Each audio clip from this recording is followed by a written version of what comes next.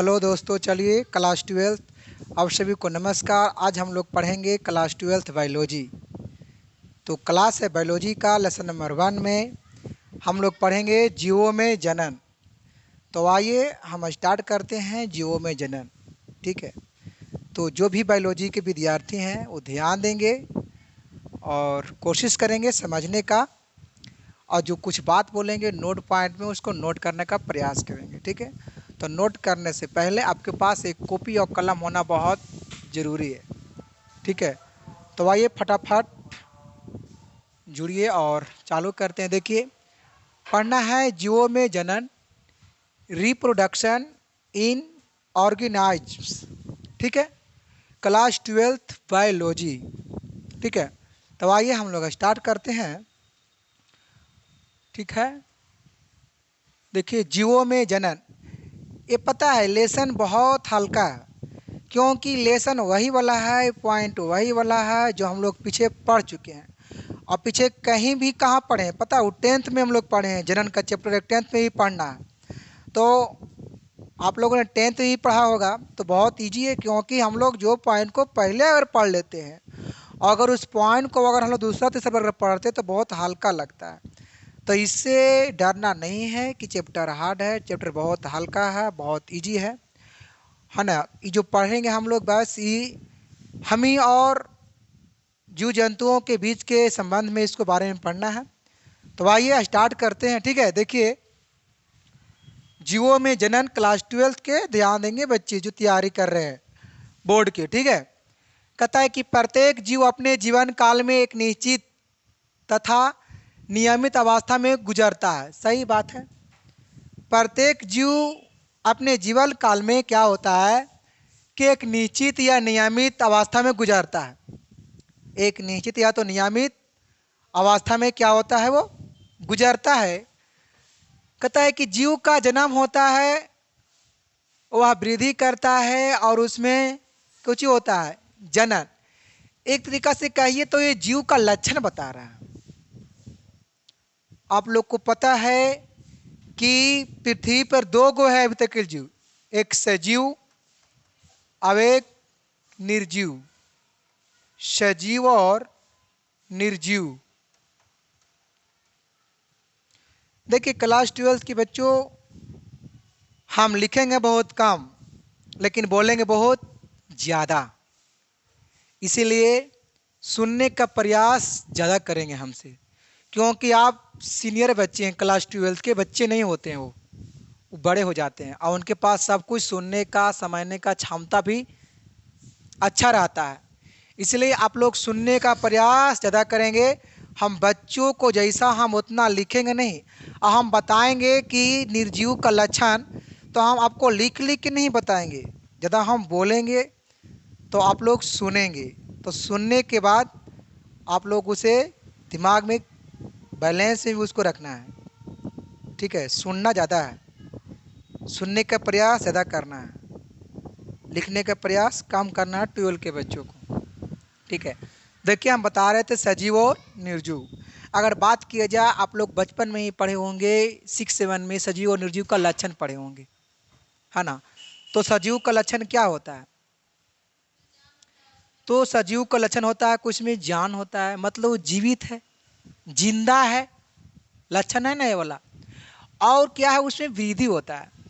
उसमें क्या होता है, उसमें वृद्धि होता है, और उसमें क्या है ना, जनन की क्रिया होता है।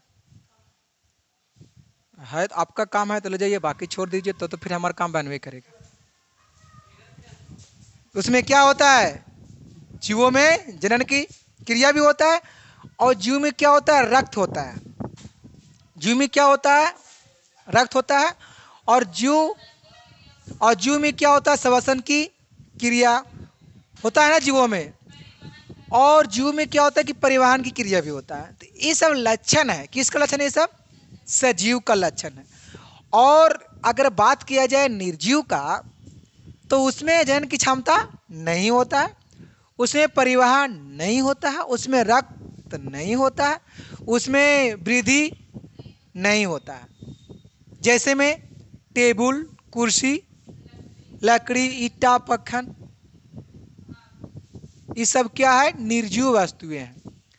सजीव में क्या हो गया? पेड़ पौधा, जीव जंतु, इन है मनुष्य, ये सब क्या है? सजीव में आते हैं। तो ये सब का वैसी चीज है, तो इसको जानने का प्रयास करें तब तो आपको समझ में आएगा। तो हम लोग पढ़ रहे हैं जीवों में जनन, जीवों के हम लोग बारे में पढ़ेंगे, तो इतना जानना बहुत जरूरी होता है। ठीक है, तब आइए हम लोग अब आगे बढ़ते हैं। तो इसमें बात सही लिखा था कि जीव क्या करता है? सजीव में जन्म ही देता है। ये भी एक लक्षण है। क्या करता है वो? जन्म भी देता है। क्या करता है वो? जन्म देता ही न है।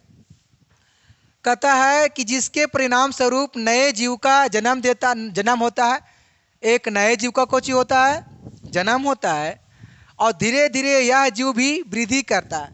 और जो जन्म लिया जीव, वो भी धीरे धीरे कुछ ही करता है, वृद्धि करता है, और वृद्धि करके एक दिन बहुत बड़ा हो जाता है। जब बड़ा होता है, जब उसका समय आता है, तो वो भी क्या करता है? जनन करके फिर एक नया जीव का उत्पत्ति करेगा।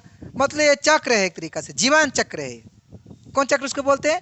जीवन चक्र चलते आ रहा है। बोला किशोरावस्था में आता है, जनन करता है, और अतः मृत्यु को प्राप्त करता है। जीव के जन्म से लेकर उसकी प्राकृतिक मृत्यु तक, देखिए कहता है कि जीव को जन्म से लेकर कहां तक? मृत्यु तक। जन्म से कहां तक बात कर रहा है? कभी कभी ऐसे आता है रेज करने वाला ना,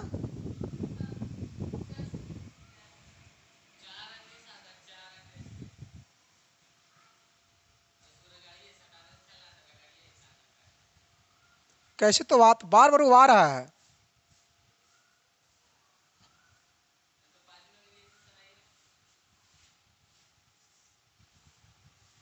अच्छा अब रिएगा ना, धार लेंगे काश के, छोड़ेंगे नहीं अबरी उसको, बार बार आ जा रहा है वो।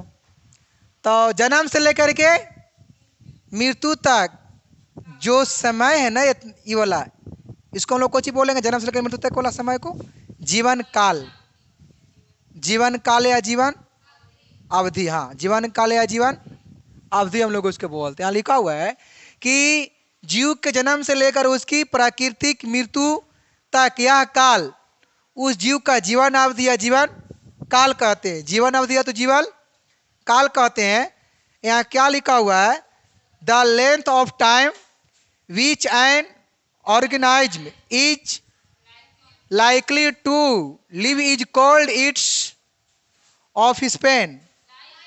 अच्छा लाइफ स्पेन लिखा, हाँ लाइफ स्पेन।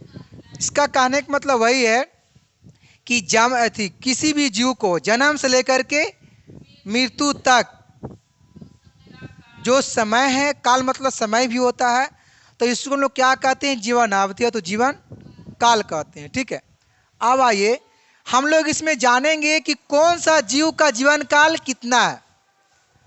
कौन सा जीव का जीवन काल कितना है, तो आप लोग इसमें ध्यान दीजिएगा, कौन सा जीव का जीवन काल कितना है, क्योंकि वाला बोर्ड में आता है। कौन सा, जैसे देखो अगर बात किया जाए तितली का जीवन काल कितना है, तो 1 से 2 सप्ताह होता है जीवन काल, है ना। अगर माने बिल्ली का बात करें, तो बिल्ली का जीवन काल पता है कितना होता है? 35 से 40 वर्ष। देखिए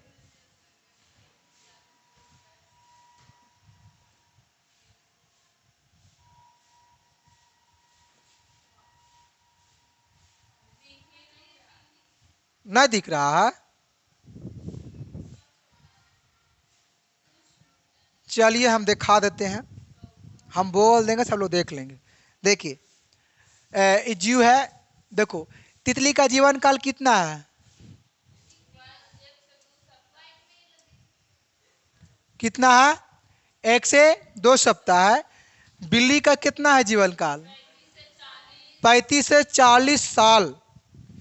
सोचिए कि एक छोटी सी बिल्ली भी 35-40 साल जी सकता है, तो हम लोग तो इंसान है 60 साल जी सकते हैं।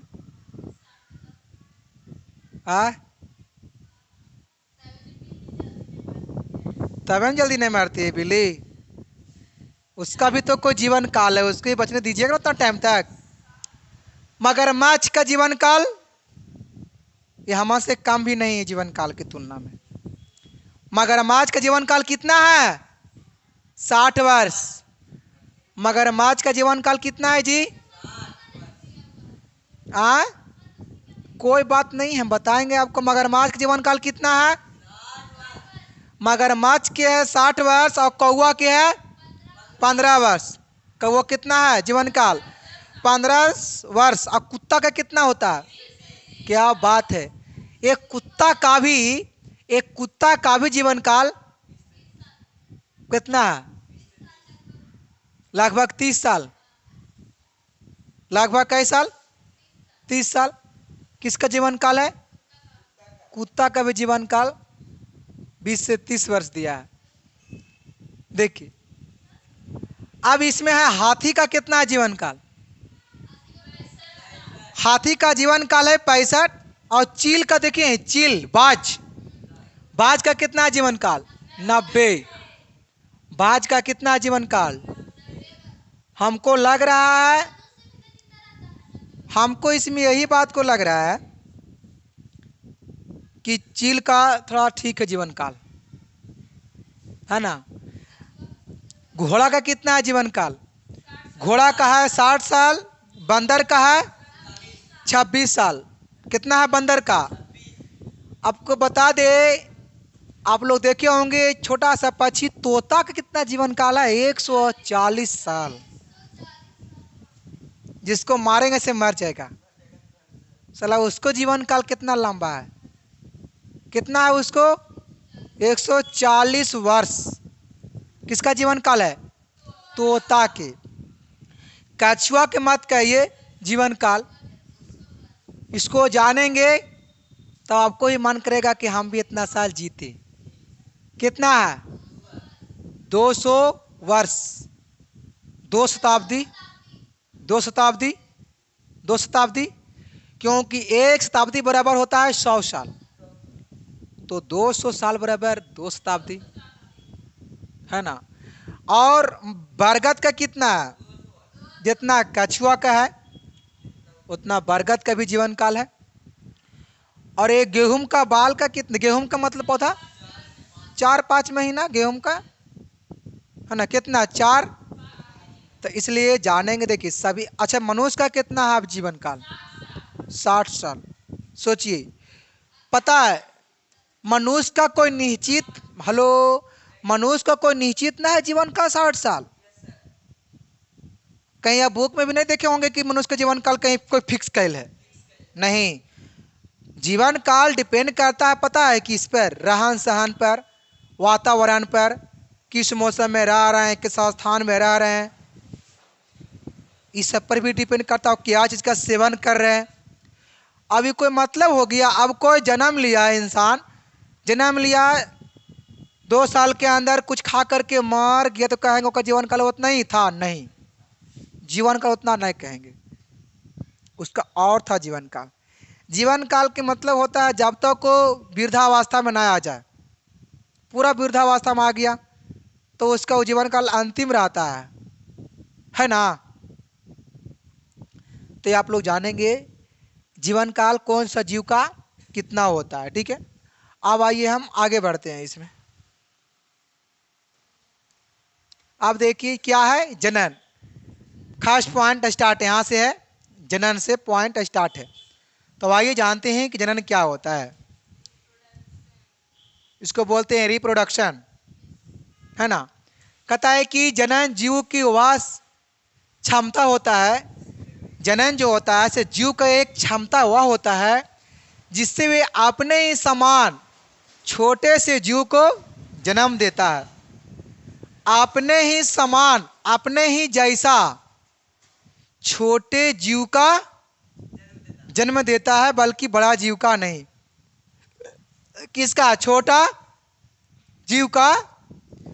अगर पता है, अगर जीवन में ऐसा भी अगर हो जाए, कोई भी जीव अगर अपने ही जैसा संतान को जन्म दे और अगर बड़का जीव को जन्म दे तो कैसन होगा? बड़ा जीव का जन्म दे तो भीड़ लग जाएगा। कौन मर जाएगा? कैसे मर जाएगा? क्या दिक्कत है उतना बड़ा में? आ ऐसा कभी नहीं हो सकता है, होगा भी तो आप बाद में। ऐसे कैसे होता है? एक आदमी के दो गो होता है, एक महिला के एक बार में दो गो होता है बच्चा, उसको बोलते हैं जुड़वा बच्चा। तो जुड़वा में नहीं कि दोनों एक ही बार बाहर आता है, नहीं नहीं, वैसे नहीं होता, एक का करके बाहर आता है। कि दोनों एक ही बार बाहर चलाता है, एक का करके ना। सिस्टम है उसका बना हुआ। क्या बना हुआ? हम लोग एटीएम से पैसा भी निकालते हैं तो वहां निकलेगा धड़ाधड़ा 500, कहीं ना कि 500 के एक ही बार निकल जाता है। लेकिन एक को निकलेगा, लेकिन धड़ाधड़ निकलेगा। सिंगल करके निकालता है लेकिन धड़ाधड़ निकालता है। तो वैसी है संतान को उत्पत्ति में भी, है ना। तो आगे आइए, कहता है कि संतति के जन्म के बाद उसमें वृद्धि होता है। जब बच्चा जब होता है तो उसमें कुछ होता है, वृद्धि होता है। उसमें क्या होता है जी? चार्ज है ना, उसमें क्या होता है? वृद्धि होता है। और परिपक्व होने के बाद वह नई संतति कुछ ही करता है। परिपक्व होने के बाद कुछ ही होता है वो, मतलब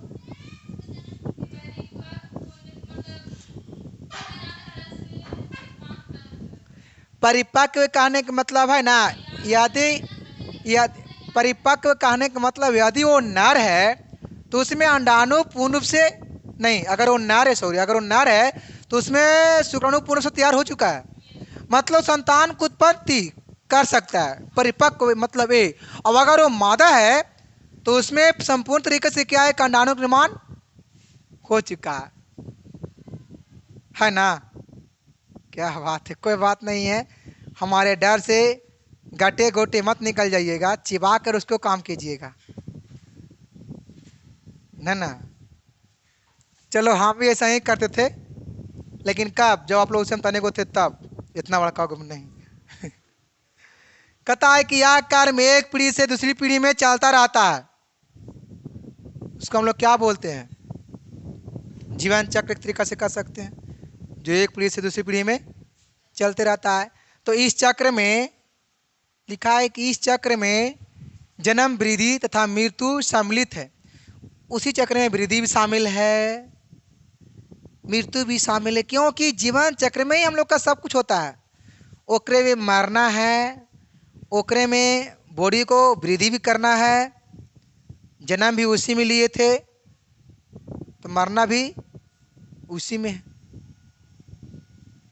कोई काम लगा नहीं हो रहा, ला तो हमको जी, कोई काम नहीं हो रहा है, ला तो, हाँ ला ला।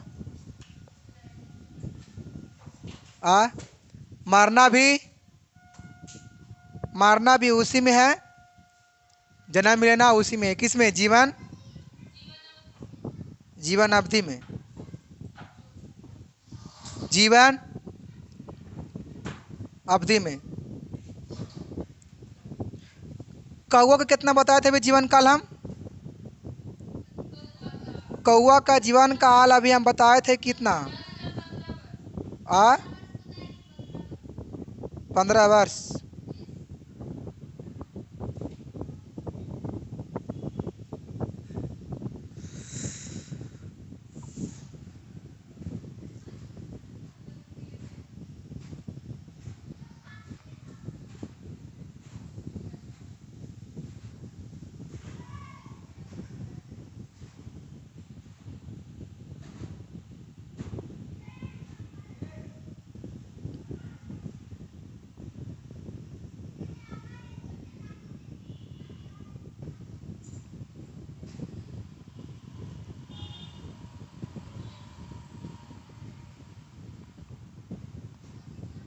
चलिए, बहुत अच्छा हुआ, क्योंकि हम पढ़ रहे थे जीवों में जन्म, तो कौआ का जीवन काल है 15 वर्ष।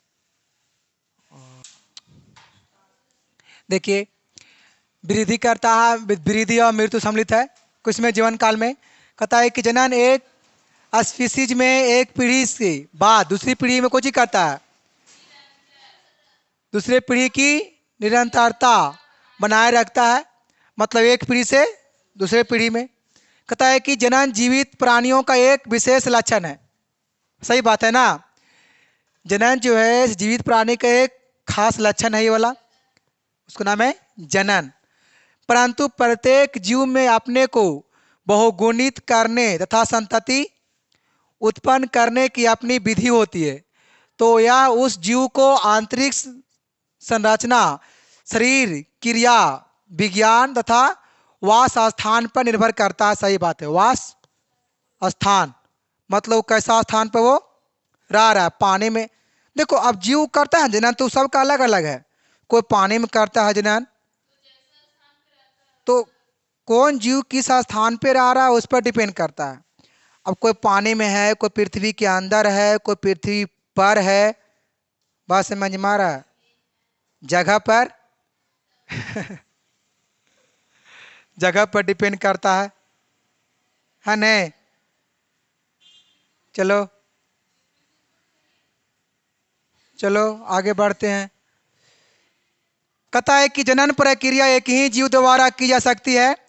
यह दो जीव के बीच भागीदारी पर आधारित रहती है। कितना जीव पर आधारित है? दो जीव पर, एक नर और एक मादा। जब संतति की उत्पत्ति एकल जनक से होती है तो वह अलैंगिक जनन कहलाता है। सही बात है कि नहीं? अलैंगिक जनन कब कहलाता है? जब वो एक जीव से संतान कोची होता है, उत्पत्ति होता है ना। कहता है कि जब दो विपरीत लिंग वाले जनक, लीग कितने लिखल है, लिंग होगा यहाँ। कहता है कि जब दो विपरीत लिंग वाले जनक जनन की प्रक्रिया में भाग लेते हैं तब इस प्रकार के जनन को लैंगिक जनन कहते हैं।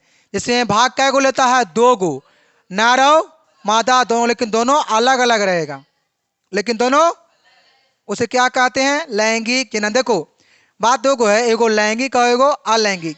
तो लैंगिक जनन किसे कहेंगे? जिसमें नर और मादा था दोनों भाग लेगा, लेकिन दोनों कुछ रहेगा अलग अलग।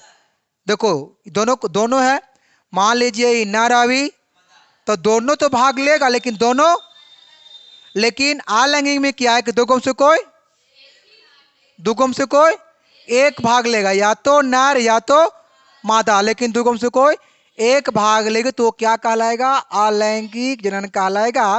अलैंगिक जैसे पैरामेसिया, अमीबा, क्लेमाइडोमोनास, हाइड्रा, ईस्ट, ये सब क्या है? अलैंगिक जनन है। लेकिन लैंगिक में क्या है? मनुष्य, जीव जंतु और पेड़ पौधे, ये सब क्या है? लैंगिक जनन में आता है ना। अब देखिए इसमें आपको है पढ़ना, हम लोगों का अलैंगिक जनन से ही पढ़ना है। देखिए पढ़ना है अलैंगिक जनन से ही पढ़ना है। कहता है बैक्टीरिया, कवक, प्रोटोजोआ, शैवाल तथा अनेक पौधे और जंतुओं में अलैंगिक जनन होता है। और इस प्रकार के जनन में केवल एक ही जनक की आवश्यकता पड़ती है, एक ही जनक की, या तो नर या तो मादा हो। इस प्रकार से प्राप्त संतति आनुवांशिक रूप से समान होता है। अब इससे जो संतान जो उत्पन्न जो होता है, बच्चा जो होता है उत्पन्न, तो उसका आनुवांशिक रूप से देखा जाए तो क्या होता है? उसका गुण पूर्ण से मिलता भी है। कहता है आनुवांशिक रूप से होने के साथ साथ आपस में भी समान होता है, आपस में कुछ होता है। और इसी प्रकार से प्राप्त संतति को कुछ निकल है एक पूंजक या तो क्लोन कहते हैं। इसी प्रकार से प्राप्त जो होता है संतति, प्राप्त जो होता है बच्चा, उसको लोग कुछ बोलते हैं क्लोन कहा जाता है। जैसा कि यहाँ देखिए अमीबा, अमीबा यहाँ पर एक गो था, अमीबा वहां पे क्या गो था? एक था वहां पे अमीबा। जबकि पता है, आपको पता है ना कि अमीबा में अलैंगिक जनन होता है, अमीबा में कुछ होता है अलैंगिक जनन होता है।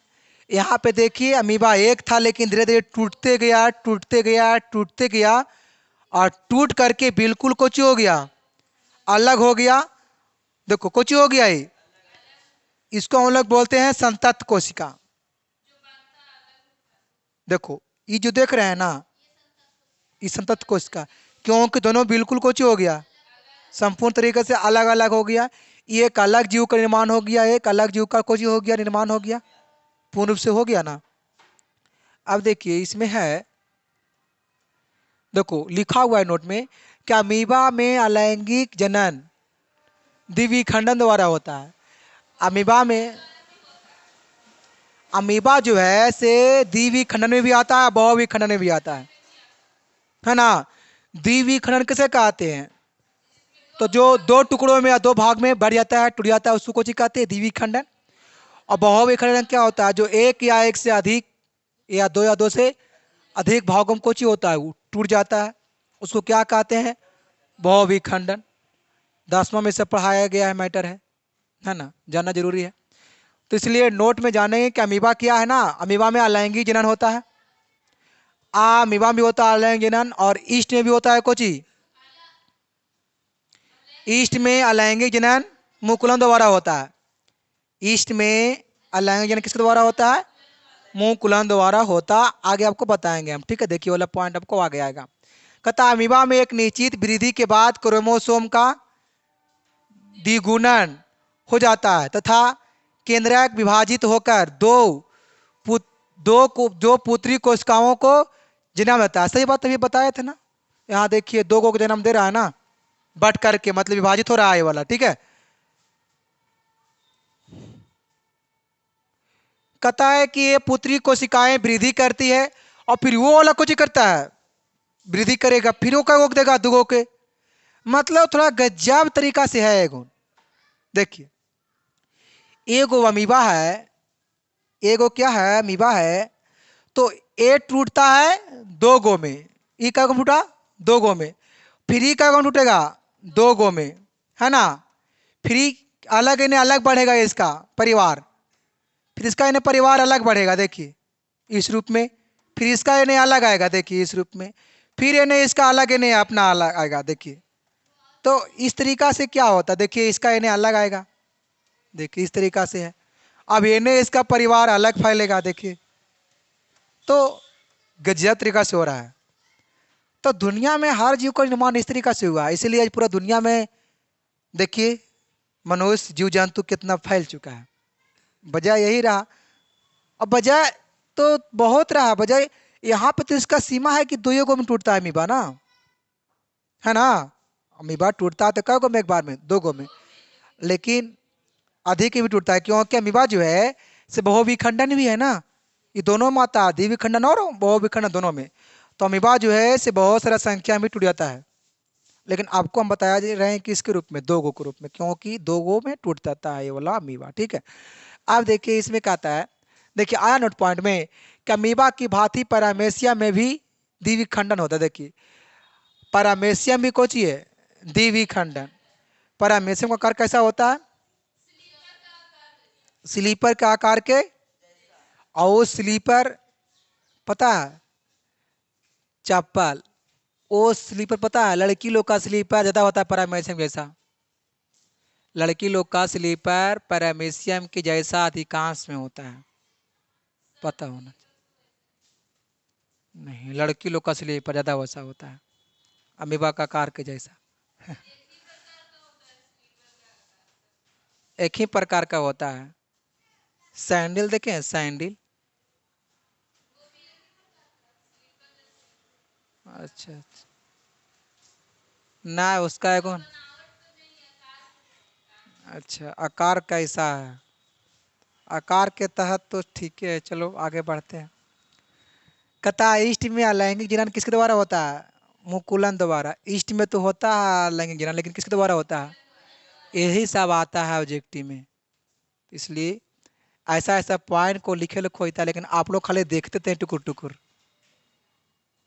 इसको नोट कीजिए फटफट, इसने पॉइंट को तो नोट करना है, बस समझ में आ रहा है।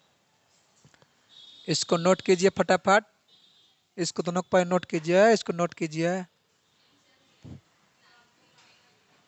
इसको नोट कीजिए फटाफट।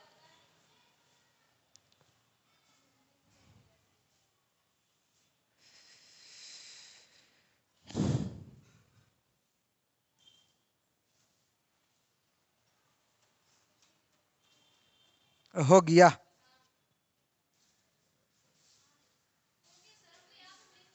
अच्छा अच्छा, चलो आगे बढ़ते हैं तो।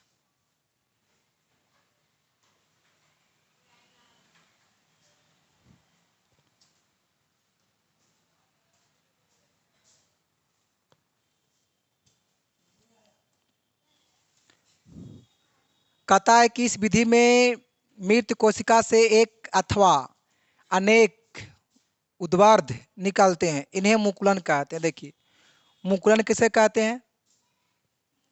10वां महीना,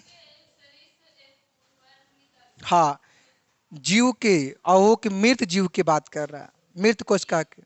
मर्त कोशिका लिखल नहीं है, तो मृत कोशिका से क्यों चीज निकलता है? एक या अनेक, मार्त कोशिका लिखल है,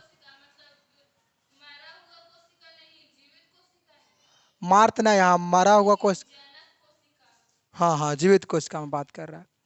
तो कहता है कि मार्त कोशिका से एक अथवा अनेक कुछ निकालता है, उद्वार्थ निकालता है, उसको लोग क्या बोलते हैं? मुकुलन। उसको लोग क्या बोलते हैं? मुकुलन। अच्छा मुकुल, सॉरी, कुछ ही बोलते हैं उसको, मुकुल बोलते हैं। अब कहता है कि मार्त कोशिका का केंद्रक सूत्री विभाजन द्वारा विभाजित होकर अब एक केंद्रक था कुछ कोशिका द्वारा मुकुलन में कुछ होता है, पहुंच जाता है। तो कोशिका भित्ति बनने के बाद मुकुल जनन कोशिका से कुछ होता है अलग, मुकुल जनन कोशिका से,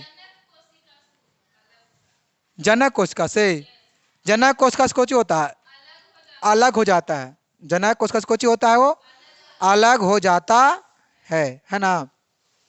अब आइए, और इसमें क्या है भाई, ये देखिए शैवाल देखे हैं। शैवाल में अलैंगिक जनन विखंडन खंडन तथा कई प्रकार की बीजाणुओं द्वारा होता है। शैवाल भी क्या है? अलैंगिक जननी है। शैवाल देखे हैं? शैवाल, शैवाल का रंग हरा होता है। काई को ही हम लोग शैवाल बोलते हैं। काई जो काई लगता है चापाकल के पास, दीवार पे भी लग जाता है, ईटा पखलों पर, पहाड़ों पर भी रहता, शैवाल रहता है ना। उसका कोई निश्चित जड़ तना नहीं होता है, उसमें तना बिल्कुल भी नहीं होता है शैवाल में, है ना, तना उसमें नहीं होता। पौधा, पौधा कहता है क्या कि शैवाल क्लेमाइडोमोनस में प्रोटोप्लाज्म के विभाजन से 2-4 चल बीजाणु बनते हैं। अब वे गतिशील तथा कुछ लिखल है द्विकशाफिक होते हैं और प्रत्येक चल बीजाणु कुछ समय के पश्चात वयस्क क्लेमाइडोमोनास में परिवर्तन हो जाता। देखो इसमें लिखा है कि प्रत्येक चल बीजाणु जो है से कुछ समय के पश्चात, है ना, कुछ होता है ना कि क्लेमाइडोमोनास में वो बदल जाता है, कुछ होता है वो बदल जाता है। जैसे यहाँ पर देखिए इमेज में, यहाँ पे देखिए, यहाँ पे देखिए क्या है प्रक्रिया, ये देखिए ये क्या है, ये देखिए आपको थोड़ा सा यहाँ पे बढ़िया से दिखा देते हैं।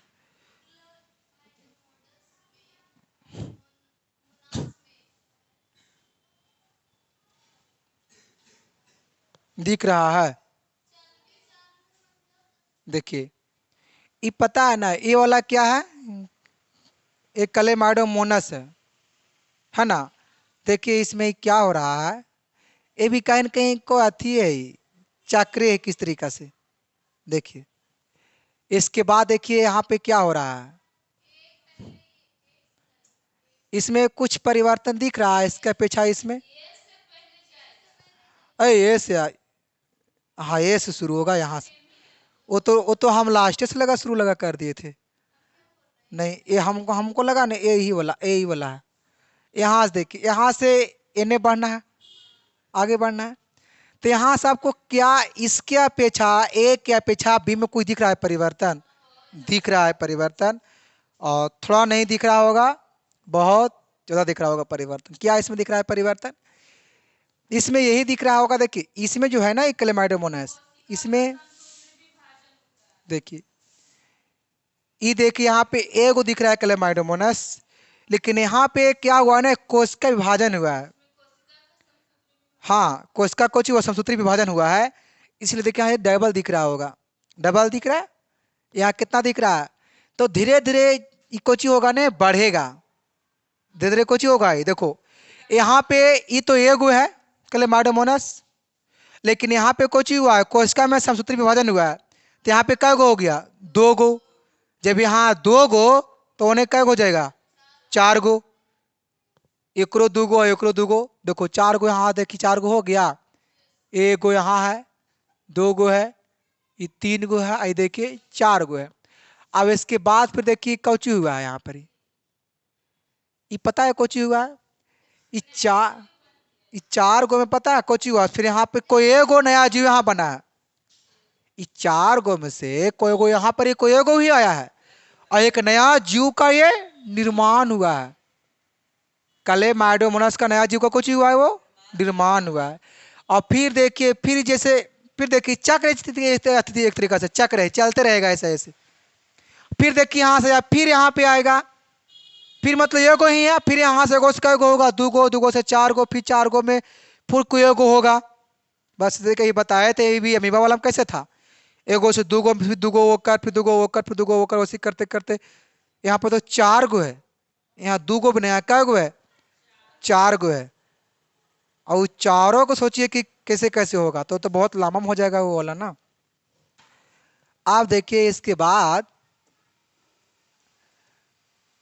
बाद देखिए क्या है, इसमें कुछ बातें होता है। बात यह होता है, कवक कभी देखे हैं, कवक,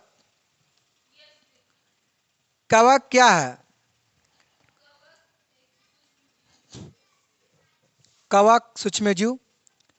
कवक लैंगिक है क्या, लैंगिक है, कवक क्या होगा, अलैंगिक जनन है। कवक क्या है, अलैंगिक जनन है ना।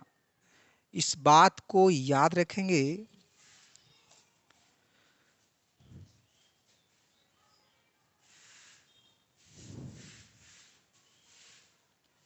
देखिए, एक होता है अलैंगिक जनन, एक कौन सी होता है, अलैंगिक जनन। अलैंगिक जनन का कुछ अथी होता है ना, विधि होता है, विशेषता होता है। देखिए थोड़ा सा इसमें जानते हैं, है ना, अलैंगिक जनन की विशेषता जानते हैं।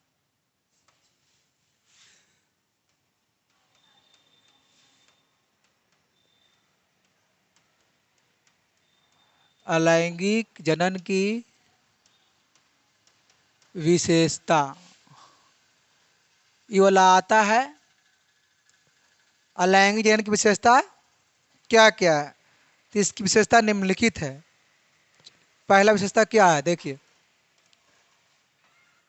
पहला है क्या सुप्रिया, इसमें इसमें इसमें एक ही जीव, इसमें एक ही जीव भाग लेता है।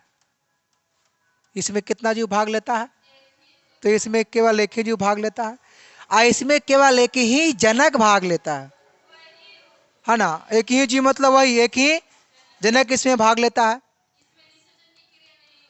और है कि इसमें इसमें इसमें निषेचन की क्रिया, इसमें निषेचन की क्रिया नहीं होता है ना। इसमें क्या नहीं होता है, तो निषेचन की क्रिया इसमें नहीं होता।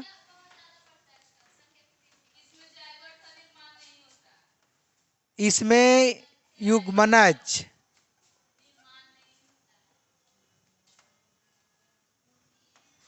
इसमें युग्मनज का निर्माण, इतना का निर्माण नहीं होता है।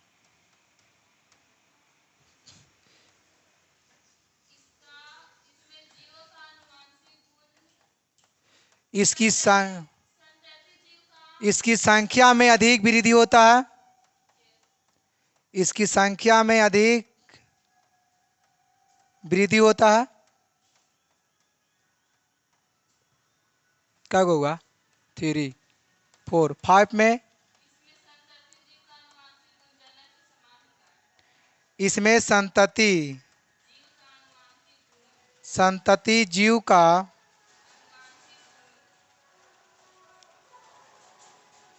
अनुवांशिक आनुवांशिक गुण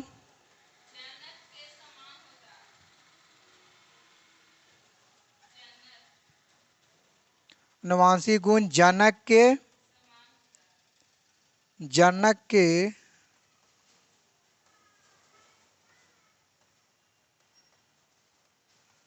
समान होता है। और है और है और है आ देखिए विशेषता जानिए, 4-5 विशेषता जानना है अलैंगिक ज्ञान का विशेषता क्या क्या होता है। ठीक है, देखिए हमने लिखा है पहला में कि इसमें कोई एक जीव भाग लेता है, चाहे तो वो नर हो और चाहे तो वो मादा हो, दुगुम में से कोई एक भाग लेगा। फिर है कि इसमें निषेचन की क्रिया नहीं होता है, इसको बोलते हैं फर्टिलाइजेशन। और इसमें जायकोट का निर्माण भी नहीं होता है और इसकी संख्या काफ़ी तीव्र गति से बढ़ता है। इसमें संख्या बहुत ज़्यादा होता है जब नया जीव का निर्माण जब होता है तो उसमें, है ना। फिर वैसे बड़ी मानिए समसूत्री विषम एक समसूत्री विभाजन कहता है क्या, इसमें संतति जीव का अनुवांशिक गुण जो होता है जस जनक के समान रहेगा, एकदम सेम टू द मोचने, है ना। तो ये हो गया क्या, अलैंगिक की विशेषता हो गया। आप देखिए इसमें कुछ बात ये वाला आता है, ह्यूगमनज मतलब जायकोट। अच्छा, मनुष्य में क्रोमोसोम कितना होता है? मनुष्य में क्रोमोसोम कितना होता है? जोड़ा पूछे तो क्या होगा? हाँ, संख्या क्या हम सवाल किए थे कि मनुष्य में, देखिए है ना, क्या होता है ना मनुष्य में, चलिए देखिए बता रहे थे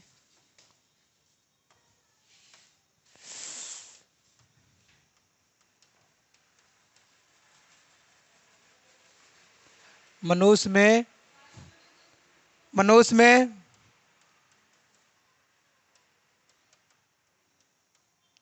गुणसूत्र, इसको हम लोग बोलते हैं क्रोमोसोम। कितना होता है जी? 46। हाँ, मतलब न समझ रहे हैं।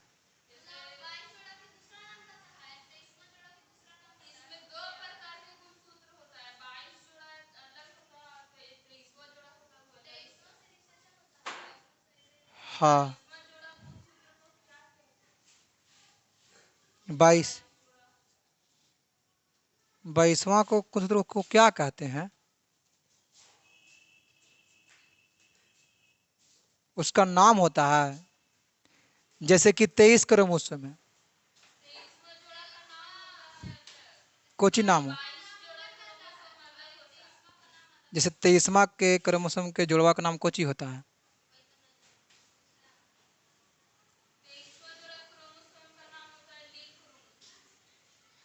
Link chromosome. 23वां जोड़ा का जो क्रोमोसोम का जो सुताथिया है, जुड़वा है, उसको कोची बोले तू?